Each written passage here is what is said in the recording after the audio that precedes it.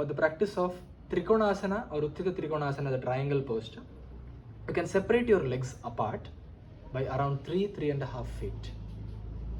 Now simply turn your right foot outwards and the left foot slightly inwards. Your arms will go by the sides at shoulder level. The hip remains facing the front. And take a deep inhalation. As you exhale, go laterally towards your right side and taking the hand closer towards the leg. Take the other arm close to the left ear. So the left arm is straight, touching with the left ear and looking at your left palm by turning the head and eyes. Slowly raise your arm up and then, without disturbing the legs, lift the upper body, return back to the center.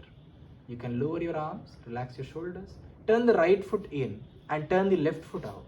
Arms again by the sides.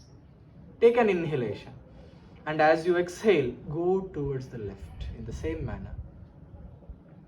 Taking your time.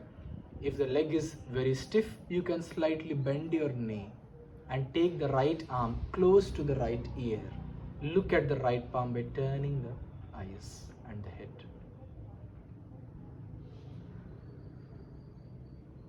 Then lifting your right arm up. Slowly inhale and come up. And take your arms down. Turn the foot back to the front and bring your feet in and relax.